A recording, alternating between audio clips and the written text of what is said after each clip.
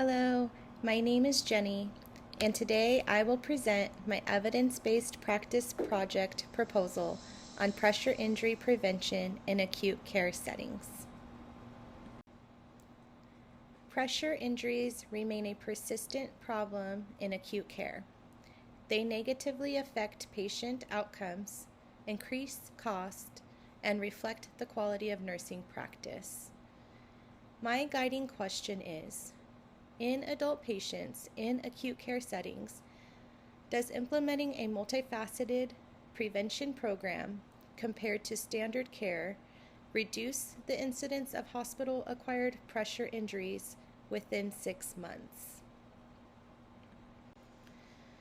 Despite decades of guidelines, pressure injury prevalence remains high. Edsberg and colleagues found that rates remain unacceptably high across acute care facilities, and Candela's systemic review showed that prevention costs are significantly higher, especially when injuries progress. Nutrition is a critical but often overlooked risk factor, as highlighted by Munoz and colleagues. Sari's study emphasized that caregivers often lack the knowledge and skills needed for prevention of pressure ulcers. And Fulbrook and Butterworth found that nearly half of injuries in the ICU are related to medical devices. Together, this evidence supports a multifaceted approach rather than isolated interventions. The objectives of this project are to reduce pressure injury incidence by 25% in 6 months, improve staff adherence to prevention protocols, and enhance outcomes through nutrition and caregiver education.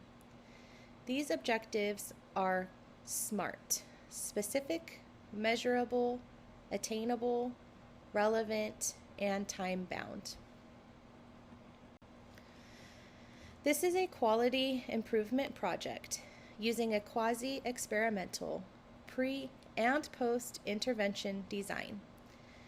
Baseline pressure injury data will be collected for 3 months, followed by 6 months of implementation.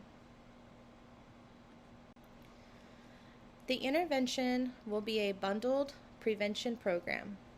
It will include repositioning and skin care, nutrition screening and interventions, device-related prevention strategies, and structured staff and caregiver education.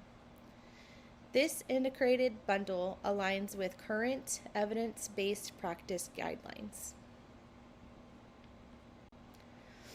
The plan includes staff training and resource allocation, such as pressure relieving devices.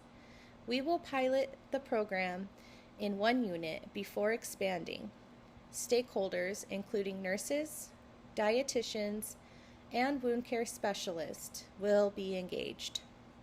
Some potential barriers, like staff resistance, will be addressed through leadership support and continuous feedback. Evaluation will include primary outcomes such as pressure injury incidence and secondary outcomes like staff adherence, nutrition status, and caregiver satisfaction. Data will be collected through chart audits and surveys, and ethical considerations such as patient privacy will be maintained. We expect a 25% reduction in pressure injuries within 6 months.